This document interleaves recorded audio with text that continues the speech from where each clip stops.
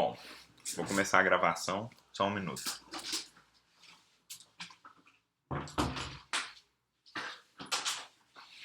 Meu nome é Pedro, sou aluno de PAA, aluno do mestrado, e o meu trabalho é sobre alocação de registradores em síntese de hardware específico via coloração de vértices com peso. É um tema um pouco difícil, é um problema que eu escolhi, quando eu escolhi, na verdade meu orientador escolheu para mim, né, ele me ajudou a escolher. Eu não sabia que era tão difícil, né, tratar esse problema. Que eu já tinha lidado com coloração de vértices, mas eu ainda não tinha lidado com coloração de vértices com pesos. E a adição dos pesos muda muito o jeito que você trata o problema, né? Enfim, eu vou tentar fazer uma introdução superficial, assim, só para passar um pouco assim sobre a ideia do que é o trabalho. E depois eu vou falar de teoria por trás, né?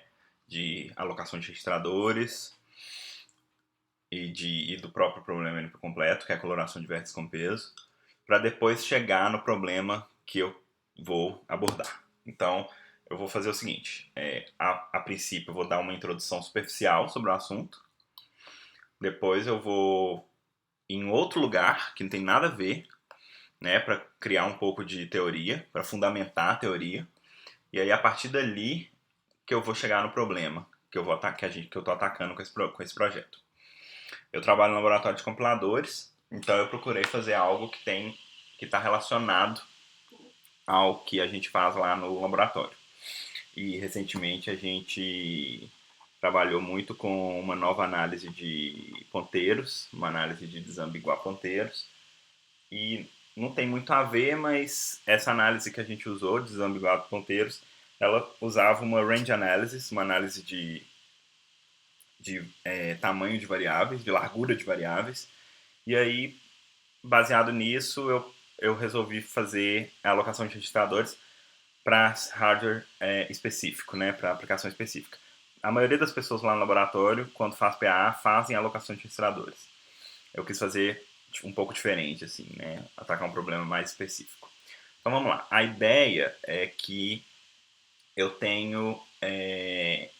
posso sintetizar um hardware para uma aplicação específica. E aí eu vou fazer a síntese dos registradores desse hardware, né? Eu vou construir os registradores desse hardware. Se eu não tiver informação nenhuma do tamanho das variáveis da minha aplicação, né, do meu programa, que o meu programa vai rodar é um hardware para rodar um programa só, né? Então o meu programa vai rodar naquele hardware ali específico. Se eu não tenho nenhuma informação a respeito da largura de variáveis ali, eu vou pôr os registradores todos com o tamanho máximo, 32 bits. Só que algumas variáveis não vão chegar a ocupar 32 bits. Sabe? Algumas variáveis não podem chegar a ocupar 8 bits, 16 bits, 24 bits, entendeu? Então, se eu tivesse essa informação, dado que eu vou construir um hardware especificamente para aquela aplicação, então talvez eu conseguisse poupar recursos, né? Fazer um hardware com registradores os menores possíveis. E a gente sabe que C, C++, programas escritos em C e C++, que é uma linguagem que tem um modelo de memória estático, é muito difícil a gente extrair informação do tamanho das variáveis, porque eu não sei, durante a execução do programa, qual o tamanho que aquela variável vai assumir, né? Ela é um int, tudo bem, então ela pode ocupar no máximo 32 bits, ela é um int 32, né? Mas e se o programa inteiro, o maior valor que ela ocupar é, sei lá, 10 bits, entendeu? Então, a questão é essa. Se eu conseguisse fazer uma análise de largura de variáveis e detectar lá, essa variável aqui, o tamanho dela no programa inteiro é no máximo 8 bits. Aí, será que eu conseguiria fazer um hardware específico para essa aplicação, em que, quando eu fosse sintetizar os registradores desse hardware, para essa aplicação, eu pegasse os menores possíveis, baseado nessa informação? Essa que é a ideia, entendeu? Então, considerando-se um número infinito de registradores, que é aí que difere do problema clássico de alocação de registradores, né? Porque no problema clássico de alocação de registradores, a gente tem um recurso limitado de registradores. Aqui não. Aqui a gente considera que a gente tem um número infinito de registradores. Como que eu construo os menores registradores possíveis para atender uma aplicação específica, né? Fazer um hardware específico. Isso eu vou mostrar lá na frente, que é mapeado por um problema NP-hard. Bom, por trás disso tem muita teoria. Ah, mas esse click to add title aqui tá péssimo. Não, calma aí, gente, eu vou ter que mudar umas coisas aqui. Tá, ó, vai ter muita teoria. Eu tô gravando o vídeo com uma aplicação aqui do Mac, então os slides não estão bonitos do jeito que eu achei que estariam, tá? Por exemplo, tem esse click to add title que eu vou tirar isso aqui. Pronto. Tá certo. Vamos lá. Então, primeiro nós vamos começar falando de coloração de vértices, tá? Vamos voltar um pouco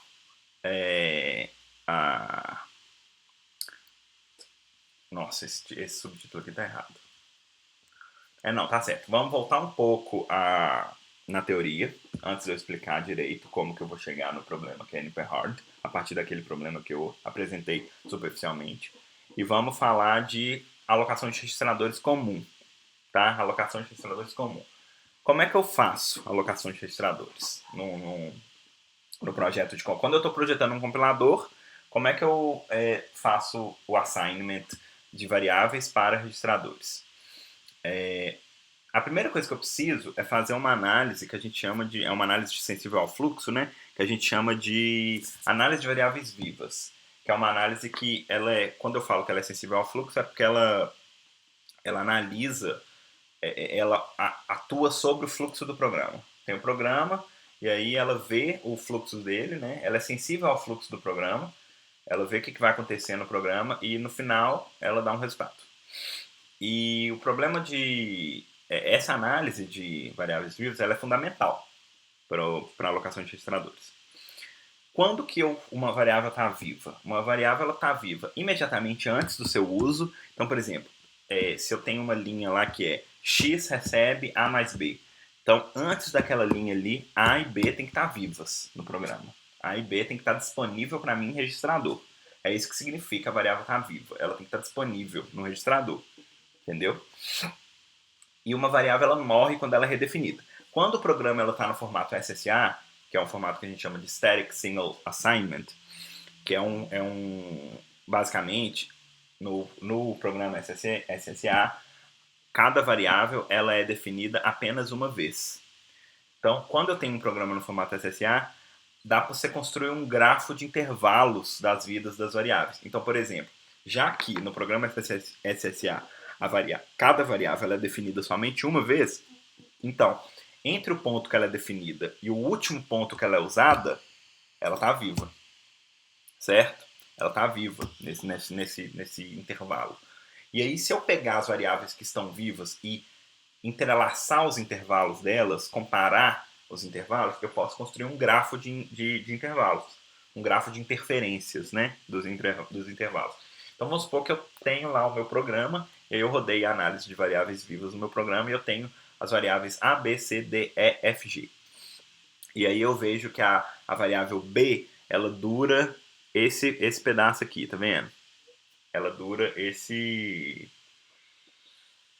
pedacinho laranja. Eu não sei se o mouse tá passando, esse trem que eu escolhi pra gravar, enfim. Aí ela tá aqui, ó, ela tá passando aqui nesse laranja aqui. A D depois, tá vendo? Ela dura isso aqui. E eu percebo que a B, a C e a A tem um pouco da vida delas, elas compartilham, tá vendo? Que tem um momento aqui que a B, a C e a A estão vivas ao mesmo tempo. Então, se elas estão vivas ao mesmo tempo, em algum momento do código, em algum momento do programa, B, C e A estão vivas ao mesmo tempo, então eu vou fazer um grafo em que os vértices que representam as variáveis A, B e C, eles vão estar conectados por uma aresta. Tá vendo? Essa aresta aqui. Essas arestas aqui. Por quê? Porque isso está me dizendo que elas estão vivas ao mesmo tempo. Se as variáveis estão vivas ao mesmo tempo em algum momento do programa, vai ter uma aresta entre elas no grafo de dependência. No grafo de intervalos. Isso fica claro, né? E eu não vou explicar aqui em detalhes, porque senão eu vou ficar 2 horas fazendo esse vídeo, mas tá no relatório, tá? Mas o grafo de intervalos, o grafo construído a partir de intervalos, né, interferências entre intervalos, ele é um grafo cordal. E um grafo cordal, quando a gente faz coloração de vértices, que é um problema NP-hard, quando a gente tenta resolver coloração de vértices em grafo cordal, o problema pode ser solucionado em tempo polinomial. É uma instância que é resolvida em tempo polinomial. Por que eu estou falando isso? Porque a alocação de registradores comum, a básica, né, em que você tem um número limitado de registradores, e como que você faz a alocação de registradores? Você pega as variáveis, faz a análise de vida delas, e aí você vai ter lá os intervalos de vida das variáveis. E aí você constrói o grafo de intervalos dessas variáveis. E aí, o que você tem que fazer é colorir esse grafo com o número de registradores que você tem. Então, por exemplo, você tem 10 registradores, você vai usar 10 cores para colorir. Então, o que que significa? Significa que na coloração de vértices, dois vértices adjacentes não podem ter a mesma cor, certo? É a mesma coisa. Se dois vértices, que são duas variáveis, estão vivas ao mesmo tempo, então elas têm que estar ambas disponíveis em registradores. Então elas não podem estar no mesmo registrador. Então, nesse contexto, o registrador ele representa a cor. Então, na alocação de registradores, ela é mapeada para a coloração de vértices nesse sentido. Ficou claro? Porque aí cada cor representa um registrador. Certo? O problema de alocação de registradores, de novo isso aqui, se torna um problema de coloração de vértices, em que cada cor é um registrador, né? E dois ou mais vértices podem ser alocados para a mesma cor, contanto que eles não estejam adjacentes. O que significa o vértice estar adjacente? Significa que as variáveis estão vivas no programa ao mesmo tempo. Porque eu construí esse grafo a partir dos intervalos de vida das variáveis. Então, quando os intervalos eles se entrelaçavam, eu construí uma aresta entre eles, certo? Perfeito. O problema de coloração de vértices em grafos de intervalos não é NP completo, que é o que eu falei agora anteriormente. Já foi provado que pode ser resolvido em tempo polinomial nesse tipo de grafo. É uma instância específica. O grafo de intervalos ele é cordal e grafos cordais podem ser coloridos em tempo polinomial. No problema de alocação de registradores, gente, o foco é diminuir o número de spillings. O que é spilling? Porque spilling é quando você tem que jogar a variável para a memória e depois buscar, né, dar load store na memória. Isso é caro, demora muitos ciclos. Então você quer você quer fazer o menor número de spillings possíveis. Porque no problema de alocação de registradores, você tem um número limitado de registradores. Né? O seu banco de registradores geralmente ele tem o quê? 32 registradores. Então você tem 30, 32 registradores. E aí você tem lá, sei lá, 60 variáveis, entendeu? Vivas ao mesmo tempo. Então você tem que reduzir o número de spillings durante um programa. E aí existem várias heurísticas para fazer isso.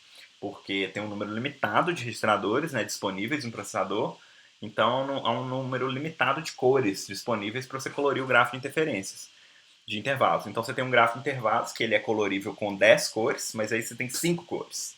E aí como é que você faz? Você vai ter que tirar alguns vértices, que é aqueles vértices que você fala, olha, esse aqui vai ter que fazer spilling. Mas esse não é o foco do meu trabalho. Eu só estou estabelecendo um contexto.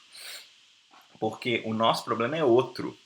O nosso problema não é quando a gente tem poucos registradores e a gente precisa reduzir o número de spillings, né? A gente precisa fazer uma coloração. A gente tem um grafo de intervalos e a gente tem N registradores, ou seja, N cores, e a gente precisa saber quantos vértices desse grafo aqui eu tenho que tirar para poder colorir com N cores. Não é esse o meu problema. O meu problema é outro. O meu problema é se eu tiver um número infinito de registradores, ou seja, se eu tiver um número infinito de cores, mas eu quero os menores registradores possíveis, eu não quero só registrador de 32 bits.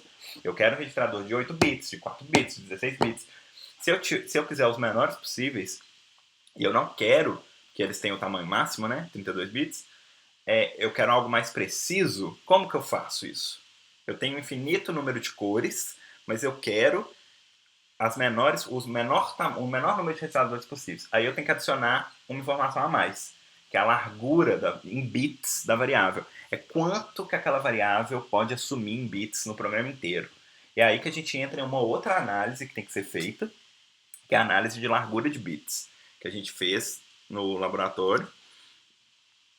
E aí a gente usa, eu usei ela no trabalho. Enfim, aqui tem um exemplo que é o exemplo que eu vou usar a apresentação inteira para explicar.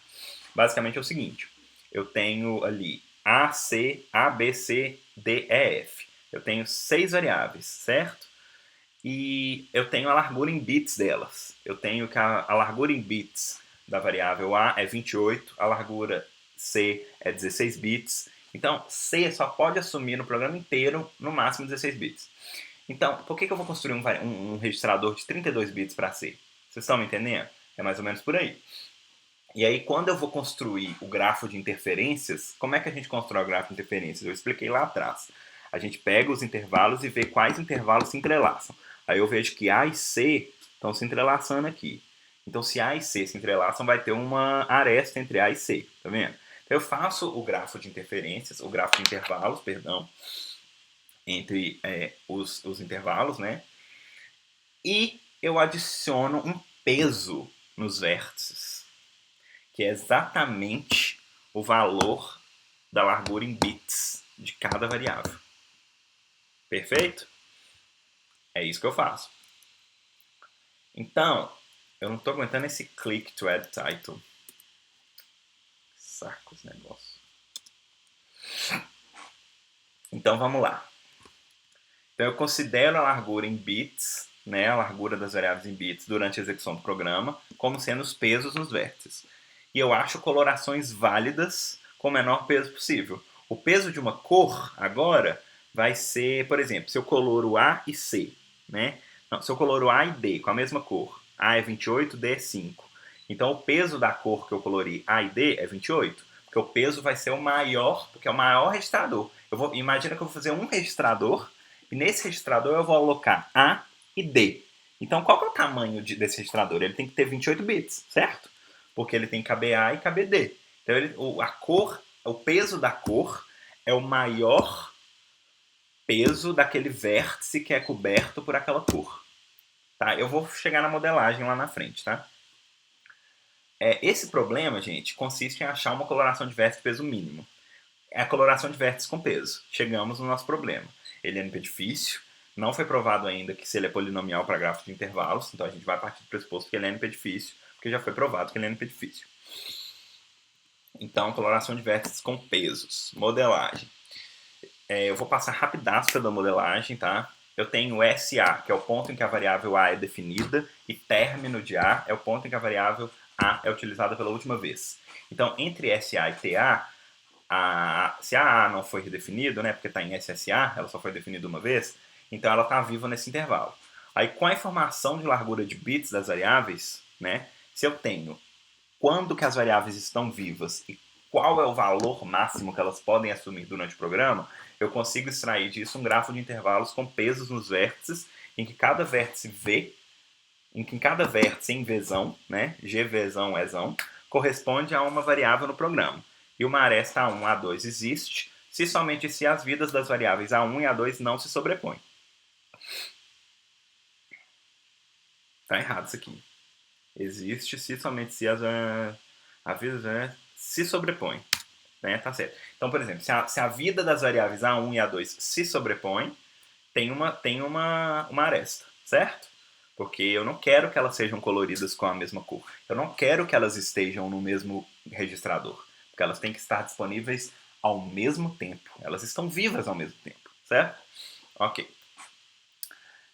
Ou seja, duas variáveis estão vivas ao mesmo tempo, em algum momento, elas não podem ser associadas com o mesmo registrador. Foi o que eu acabei de falar.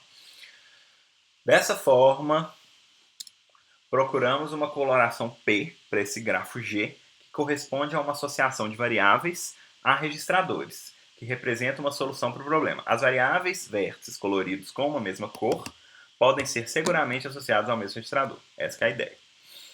Então, seja também WV o peso do vértice V. O que é o WV que eu acabei de falar? É a largura em bits da variável correspondente desse vértice. Então, eu tenho lá a variável A, a largura dela é 8. Então, o peso do vértice A vai ser 8, certo? O peso de um conjunto de vértices velhinha, se eu pego vértices aleatórios e faço um conjunto de vértices, ele é o máximo entre os pesos, ok? Isso é importante. Então, o peso do grafo inteiro é o peso de todo o conjunto dos V, certo? É o maior peso, ok? Então, é o seguinte, suponhamos que uma coloração P, C1, C2, CK, K cores, de G, particione V em subconjuntos de vértices. Então, cada cor vai colorir um subconjunto de vértices, não adjacentes, obviamente. Né? Um conjunto independente de vértices, obviamente. Cada cor é um conjunto independente. V1, V2 e VK. E o peso da coloração e o peso da cor CI para I maior ou igual a 1, menor ou igual a K é definido como WVI. Então, o peso da coloração P é definido como a soma de todos os pesos de todos os conjuntos de vértices. Ok? Perfeito? O peso da coloração? Então, recapitulando. O peso de uma cor é o maior peso do vértice colorido por aquela cor. E o peso da coloração inteira é a soma de todos os pesos de todas as cores. Ok? Perfeito. Então, o que eu estou procurando é uma alocação de registradores sensível à largura em bits das variáveis, é equivalente à coloração de um grafo de intervalos com pesos nos vértices. Então, dado um grafo de intervalos com pesos nos vértices, o objetivo é descobrir uma coloração P tal que o peso da coloração seja mínimo. Esse é o problema. Ok? Então, voltamos para... Eita ferro. Voltamos para o exemplo que eu vou usar na apresentação inteira. Eu vou usar esse exemplo. A gente tem aqui as variáveis A, B, C, D, E, F, né? E a gente constrói um grafo de intervalos com pesos nos vértices. Então, o meu objetivo aqui, o que é? Achar a menor coloração, a coloração com peso mínimo. Ok? Heurísticas. Bom, gente, na literatura tem centenas de heurísticas. A maioria, ela se aplica mais à coloração de vértices sem pesos, que são as heurísticas, tem heurísticas gulosas, né, que começa a colorir os vértices na ordem decrescente de grau, ou na ordem, no grau de saturação, ou na ordem do grau de incidência. Tem várias heurísticas. Heurísticas que para coloração de vértices com peso, tem centenas também. Tem algoritmos genéticos, tem a coisa que usa arrefecimento simulado, busca local alterada, tem uma do professor Sebastian, não é do professor Sebastian especificamente, mas ele assinou um artigo que eu li de uma heurística com busca de vizinhança variável, chamava VND, Variable Neighborhood Descent. Tem pesquisa tabu e abordagens híbridas, né, que misturam meta-heurísticas com heurísticas. O algoritmo exato tem um proposto com branch and bound que é viável até 90 vértices, assim. Mas não é útil pra gente, né? Porque num programa eu vou ter muito mais do que 90 variáveis. Então, o algoritmo exato não vai servir como baseline. Como baseline, eu escolhi uma heurística que chama Interval Graph Coloring. Coloração de grafos de intervalos. Basicamente, o nome da heurística. Porque não tinha nome, e era esse o nome que eles colocavam no artigo, e eu vou colocar esse aí. É o baseline escolhido e eu vou usar aquela figura para explicar exatamente o que está acontecendo. Só um minuto. Perdão. Perdão.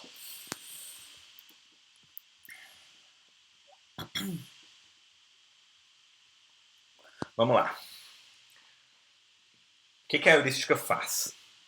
Essa heurística de GC. Ela é complicadíssima. Eu custei a entender. Primeiro, ela divide os subgrafos. Ela divide o grafo de intervalos em subgrafos com o mesmo peso. Então, ela pega os vértices que têm o mesmo peso e fala, ó, esse aqui é um subgrafo. Então, G1 vai ser A e B, que tem o peso 28. G2 vai ser E, C e F, que tem o peso 16. E G3 vai ser o peso D. Certo? Tá. A gente sabe, ao observar G1, que é A e B, tá vendo? A e B, 28, 28, não tem aresta entre eles. Então, se não tem aresta entre eles, quantas cores, no mínimo, quantas cores eu preciso usar, no mínimo, para colorir esse grafo? Uma. Não tem aresta, eu taco uma cor ali. Perfeito. Então a gente já sabe que o Ki de G1, né, o número cromático de G1, é no mínimo 1. Ok? Isso ficou bem claro. Certo? Para qualquer coloração. Então, para G1 união G2, o que é G1? G1 é A e B. G1 é A e B. E G2 é C e F, de 16. Para G1 união G2, o número de cores de peso 16 é no mínimo o quê? O número cromático de G1 união G2, certo? Só que o número cromático de G1 união G2 menos o número cromático de G1, que é o número de cores de peso no mínimo igual a 16, porque o número de cores de G1, o número cromático de G1 representa a cor que colore o 28, o peso 28. Então, para eu saber o número de cores no mínimo que eu preciso, que vai ter peso igual a 16, vai ser o quê? O menor número de cores. Vai ser 1, certo? Porque se eu tiver G1 união G2, eu tenho G2, perdão, vão ser duas cores, certo? Porque tenho aqui uma aresta, eu tenho no mínimo duas cores. E G1, eu tenho uma cor. Então eu tenho no mínimo uma cor para colorir aquilo ali. A gente sabe que na prática, só de bater o olho, a gente vê que são duas. Mas isso aqui é uma estimativa de lower bound. Eu estou fazendo uma estimativa de lower bound, certo? É o que eu posso garantir. Eu estou garantindo isso aqui. Ok, galera? Beleza. Por uma questão matemática, né, eu estou garantindo. É operação de conjuntos isso. Eu tô juntando dois conjuntos e depois eu estou tirando o número cromático que representa o peso 28 aqui. A cor com de peso 28. Certo? Mesma coisa para G1, união G2 e união G3. Né? Que a cor com peso 5 deve ser no mínimo o número cromático dos três menos o número cromático da união, que é 1 também. Então é uma coisa que é um lower bound. Perfeito? Perfeito. Vamos lá. Vamos que vamos. Baseado nesses resultados, concluímos que o limite inferior do peso de qualquer coloração para esse gráfico de intervalos é 28 vezes 1, 16 vezes 1 mais 5 vezes 1. Por quê? Porque eu determinei exatamente o lower bound de número de cores que eu vou precisar para colorir cada peso. Entendeu? Então, eu tenho ali que o mínimo, a menor coloração possível... Não, perdão. Eu tenho ali que o lower bound do peso das colorações é 49. Pode ser que a solução ótima seja maior que isso, mas com certeza não será menor. Tá? Execução da heurística. A gente vai usar esses conceitos que eu apresentei, de definir essa descoberta desse lower bound, né? A heurística IGC ela vai utilizar essas ideias apresentadas, né, para calcular o limite inferior do peso de qualquer coloração, para solucionar o problema de coloração em um gráfico de intervalos ponderado nos vértices. Novamente, a gente vai utilizar aquela figura para ilustrar a solução da heurística. Então, agora eu vou mostrar a execução dela, passo a passo. Após o particionamento e ordenação de G em subgrafos G1, A, B, G2, E, C e F, G3, D, cada um representando um peso diferente. Nossa, meu computador está acabando a bateria. Só um minuto que eu tenho que ligar o meu computador na bateria.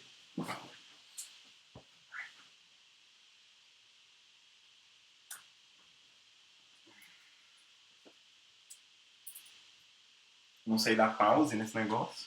Tem que deixar rolando.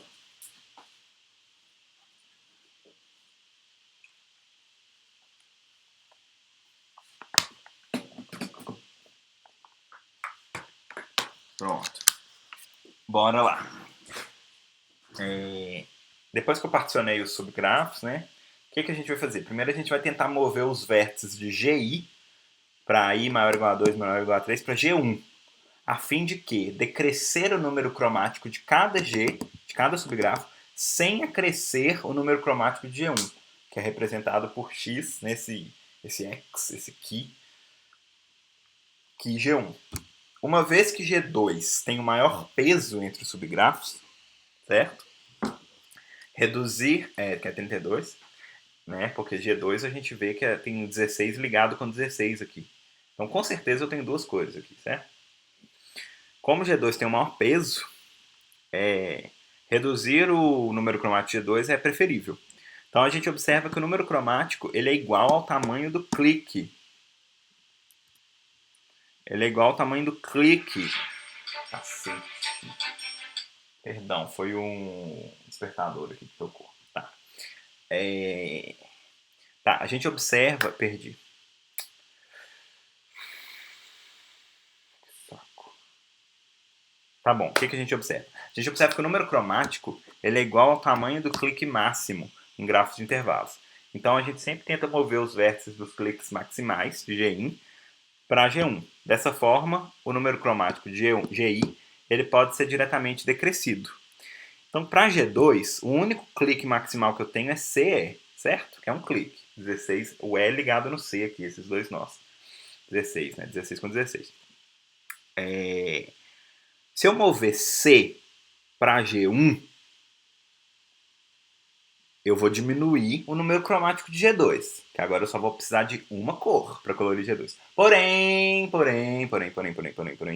C é adjacente a A. Então, se eu mover C para G1, se eu colocar o nó C no grafo G1, agora eu vou precisar de duas cores em G1. Então, eu estou aumentando o número cromático de G1. Isso não me interessa. Eu tenho que mover um vértice para G1 de tal forma que eu reduza o número cromático de G2, mas eu não aumente o número cromático de G1. Certo? É isso que a heurística faz.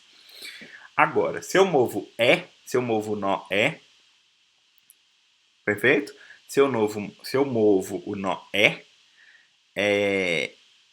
eu posso decrescer, eu consigo diminuir o número cromático de G2 em 1, mas eu não aumento o número cromático de G1 em nada. Ele permanece o mesmo. Certo?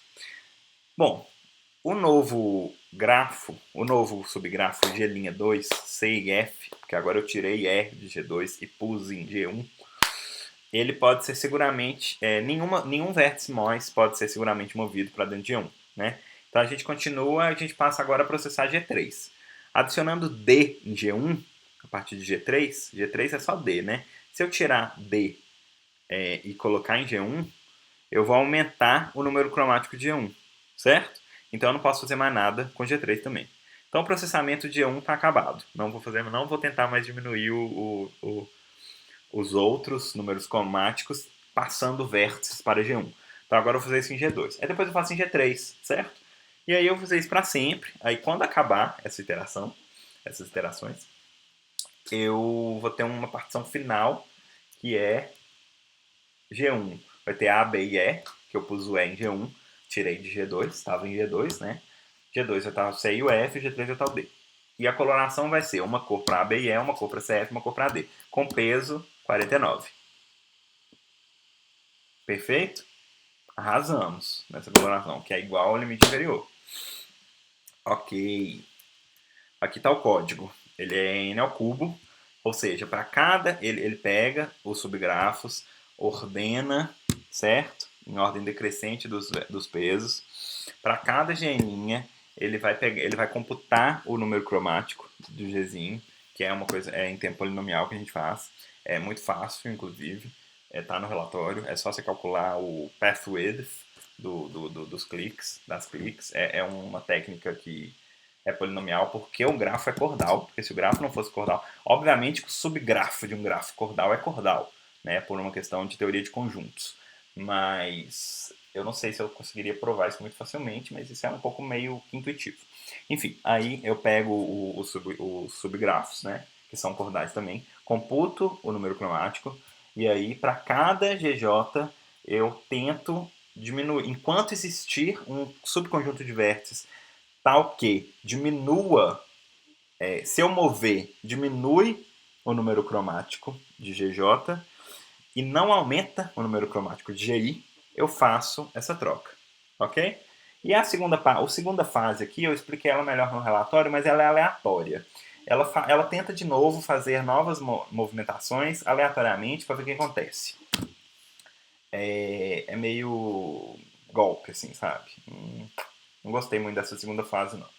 Eu implementaria a heurística só com a primeira fase. Enfim, heurística 2 é a minha heurística. Ela é uma heurística genética que não deu muito certo. Né? Foi bem péssima, na realidade. Algoritmo genético, basicamente. Então, pausa. Eu propus uma meta-heurística baseada em algoritmo evolucionário para encontrar uma coloração para um grafo cordal com peso nos vértices. Basicamente, é isso que eu fiz. Então, a minha heurística ela vai seguir um modelo de algoritmo evolucionário que cada indivíduo é uma coloração própria para o grafo, P1, P2, Pn. E eu sei que encontrar um número cromático em um grafo de intervalos é possível em tempo polinomial. Então, a nossa heurística, ela chama coloração genética, CG, e ela funciona da seguinte maneira. Eu tenho um indivíduo, cada indivíduo é uma coloração P, que atribui uma cor CI a cada vértice V de tal forma que para todas as arestas o V, a cor de V é diferente da cor de U. E a cada coloração também tem um peso W, né? Que é o peso total de cada cor, que aqui é a mesma coisa, é o mesmo modelo do problema. E dessa forma, cada indivíduo é uma coloração própria. Aí a geração da população inicial. Eu gero uma população inicial com 100 indivíduos. Primeiro eu computo o número cromático, que é o Ki de G, né? Eu computo o número cromático. A partir do número cromático, eu gero colorações P aleatórias com esse número cromático. A cada geração, há uma chance de que dois indivíduos cruzem ou gerem filhos, e há uma chance de ocorrer mutação. Eu vou explicar daqui a pouco o cruzamento e a mutação. O cruzamento ele é feito por torneio de tamanho N. Os dois melhores indivíduos entre uma amostra aleatória de N indivíduos quaisquer da população são escolhidos para o cruzamento. Então, ao final de cada geração, eu seleciono 70% dos melhores indivíduos e os outros 30% são gerados aleatoriamente, como no passo 2, para tentar dar um pouco de diversidade e tentar evitar que o algoritmo caia num mínimo local, né? Que é o que acontece muito com o algoritmo genético, né? Se converge muito rápido, cai no mínimo local e a gente precisa dar uma sacudida. A gente tem que provocar a diversidade e diminuir a pressão seletiva. Bom, vamos lá. A fitness do indivíduo, quer dizer, a avaliação da qualidade do indivíduo, ela vai ser o peso da coloração. Quanto menor, melhor. O cruzamento ele é feito da seguinte forma. Eu tenho dois indivíduos que são colorações, eu vou trocar dois subconjuntos de vértices V1 e V2, de tamanho aleatório, de cada indivíduo P1 e P2. E aí, se as restrições de cores adjacentes diferentes for quebrada após essa troca, eu vou mudar a cor de forma gulosa até que as restrições sejam respeitadas. O cruzamento ele tem uma escalabilidade muito alta, ele é quadrático e para não dizer palavrão, ele é bem ruim. Tipo assim, ele é quadrático, mas ele escala loucamente, assim, é péssimo. E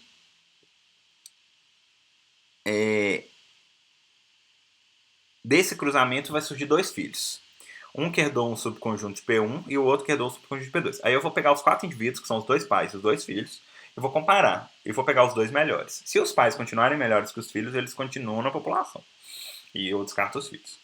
A mutação ela é mais simples. Para cada indivíduo há uma chance, que é uma PM, né, probabilidade de mutação, de sofrer mutação. A mutação é simplesmente uma troca de cores entre dois vértices, entre dois conjuntos de vértices quaisquer. Então a mutação pode levar a uma coloração pior, tá? Eu pego duas cores e troco elas. Amarelo, entendeu? Tipo, eu troco as cores. E aí eu vejo o que acontece ali. Para evitar convergência para um mínimo local, né, que é o que eu falei, que é um problema muito comum em meteorística genética, eu aumentei a taxa de mutação um pouco e gerei 30% de indivíduos novos a cada geração. Isso eu já falei, né? Estou me repetindo. Tá, a mutação ela é O de 1 na prática. Ela é tranquila. O problema mesmo foi o cruzamento. Então eu tenho 100 gerações, probabilidade de mutação 5%, probabilidade de cruzamento 95%, torneio de 10 e o número de indivíduos em cada geração 100. Testes preliminares. Agora eu vou correr, porque basicamente o que eu fiz foi o seguinte, eu peguei e eu implementei as duas heurísticas em grafos cordais genéricos de tamanho de V, tamanho número de vértices, de 100 a 10.000. Com pesos aleatórios variando de 1 a 32 bits, claro, né? Porque eu quero dar uma semântica alocação de registradores para o negócio. Então, os registradores eu considerei que eles podem ter um peso de no máximo 32 bits. E no mínimo 1. Porque senão, para que existe a variável, né? Se ela não tem tamanho nenhum. Enfim, aí, o comportamento temporal medido da heurística IGC, como a gente vê aí, ela nos leva a confirmar a complexidade assintótica de n ao cubo, tá? Como a gente observa nessa tabela aqui. A gente vê que no grafo, no maior grafo de 10 mil vértices, eu tive um ganho de recurso de 75%. O que é esse ganho de recurso? É tipo assim, considerando-se que eu fosse ignorar esse negócio de peso nos vértices e só fazer uma coloração de vértices, certo? Como a heurística GC me dá, considerando-se que eu fosse fazer registradores no tamanho máximo de 32 bits, eu ia ter um valor lá, que eu ia gastar em bits, né, de registradores. Agora, se eu fizer uma coloração que leve em consideração o tamanho das variáveis, quanto que eu poupei? Entendeu? Então, esse 75% significa que isso aqui é o seguinte: ficou 75% mais barato fazer esses registradores dessa forma, considerando-se o peso dos vértices. Não sei se ficou claro, mas o ganho em recursos é basicamente o tanto que eu ganhei em bits quando eu fiz a análise sensível à largura de bits, a largura das variáveis em bits. Beleza? Tá. Não, tem um negócio errado no meu relatório aqui. Tô vendo agora. Tá bom. Beleza.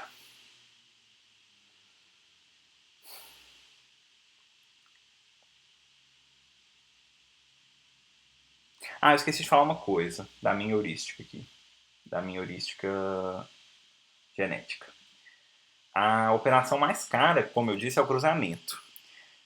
E como eu faço 50 tentativas de cruzamento com probabilidade de 95%, e o mesmo processo acontece em cada uma das 100 gerações, a minha complexidade média é θ de 475 vezes n. Tá? É θ de 475 vezes n. Eu esqueci de pôr isso aqui.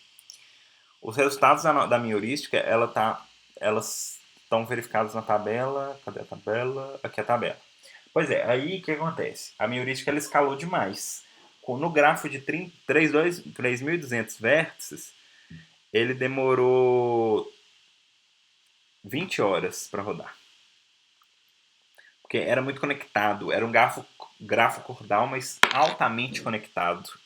O que eu observei foi que, na prática, os grafos de programas, né, que são os grafos de intervalos construídos a partir da análise de variáveis nos programas reais, eles são altamente desconectados, porque os programas são muito modulares.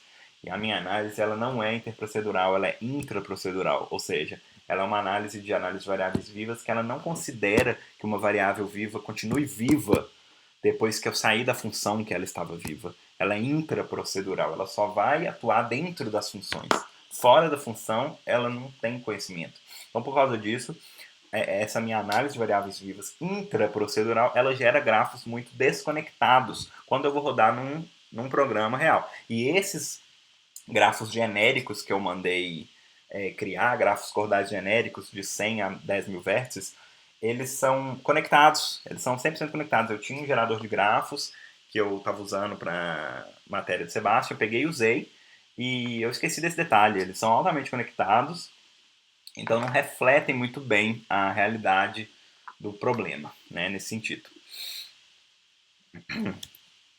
Aqui está o tempo de execução comparado dos dois. Nem deu para executar, porque 3.200 Hz, 12 horas, eu desisti de executar o resto. Não dava tempo mesmo. Aí ficou enorme, escalou a escalabilidade gigantesca, printa muita coisa na tela também, para eu ver o andamento. Eu faço muita operação de output. Eu devia ter trabalhado num código melhorzinho, sabe? Com sistema de persistência mais decente. Mas não fiz. E aí ficou super lenta a minha heurística, enfim. Então não é uma heurística que deu muito certo. A heurística da literatura que eu usei para comparar, super complicada, mas super eficiente, assim, muito melhor que a minha. Tá bom, então, comparativo é que a IGC, que é a meu baseline, ela tem uma baixa escalabilidade, uma complexidade alta, porém ela é precisa, ela é eficiente. A minha CG ela tem alta escalabilidade, ela tem uma complexidade baixa para instâncias pequenas e para instâncias para gráficos desconectados. Mas tem um overhead no cruzamento, que matou. Eu devia ter pensado num cruzamento melhor. Testes em benchmarks largos. O meu plano, né, era fazer uma avaliação completa das nossas heurísticas. Era utilizar um benchmark real, né, que representasse com fidelidade o propósito da aplicação, que é a alocação de registradores. Então, eu utilizaria o SPEC CPU 2006 para gerar os gráficos de intervalos, que é a entrada para a heurística. Eu ia pré-processar os programas do benchmark, extrair os conjuntos variáveis vivas e suas larguras em bits, e aí eu ia aplicar a heurística em cima das duas. Eu cheguei a fazer tudo, claro, só que não deu tempo de rodar no spec inteiro, eu rodei só no GCC. O que eu fiz foi que eu rodei no spec a minha análise de variáveis vivas, que é um passo... Tudo que eu fiz foi em LLVM 3.7. Eu tive que fazer 2 passos em LLVM 3.7 e as heurísticas eu fiz um passo também, porque como eu ia fazer elas rodarem em cima dos programas, eu resolvi fazer tudo no LLVM mesmo, que é uma infraestrutura, né, que permite a transformação e otimização de programas, né? Eles têm uma representação intermediária, e aí você pode ir fazer várias análises, né? Enfim, é uma ferramenta para quem mexe com compiladores. E aí eu rodei a análise de variáveis vivas e peguei aqui os grafos, né, dos programas do SPEC. E o maior programa do SPEC é o GCC. Ele tem um GCC lá, e o GCC de 2006, ele tem 62 mil variáveis que estão vivas ao mesmo tempo. Não todas ao mesmo tempo, mas ele tem 62 mil variáveis na representação intermediária da LLVM. E aí mas é um grafo altamente, como eu disse, altamente desconectado. E eu rodei em cima do GCC. E em cima do GCC, a minha heurística ela teve um ganho de 23%, meio que sim, convergiu muito rápido. Ela pegou assim e não melhorou muito. Ela fez uma coloração aleatória no começo, né? E ficou mais ou menos por isso mesmo, 23%. E a IGC, que foi muito rápida, ela apresentou um ganho de 45%. A minha heurística demorou umas 10 horas para rodar no GCC. Mas... Não, até que não demorou muito não. A que mais demorou mesmo foi as gráficos genéricos. A do GCC foi rápida. Demorou umas 7 horas, 8 horas, não sei. Enfim, foi mais rápido. Por quê? O que acontece o GCC, ele é altamente desconectado. Então, o cruzamento, ele é pequeno. Por que o cruzamento é pequeno? Porque o cruzamento é um subconjunto de vértices de um grafo, de um subgrafo. Não, de um grafo, de uma coloração, perdão. A coloração é um grafo, né? E aí, quando eu faço o cruzamento, quando o grafo é muito grande, o subconjunto ele escala junto. O subconjunto que vai cruzar, entendeu? Não é o intro, que eles chamam, não. Como é que é? A parte que o pai vai... Que o filho vai herdar do pai, que é o subconjunto, é muito grande quando o grafo é conectado. Quando o grafo ele não é muito conectado, é pequena. Às vezes é 2 vértices, 3 vértices. Aí é tipo de 1, entendeu? É uma coisa muito rápida. Então, foi mais rápido, assim. Eu não rodei tudo. Eu queria ter rodado em tudo, não rodei tudo. Mas foi isso. A minha análise, foi esse meu trabalho. Eu implementei análise de variáveis vivas. Eu implementei tudo em LLVM, como eu já disse. Usei uma análise que está disponível, o pessoal que fez lá no laboratório, né, que é a análise de range analysis, que é a análise de largura de variáveis. E é isso. Referências estão no relatório, porque são muitas. Obrigado, boas férias a todos, adeus.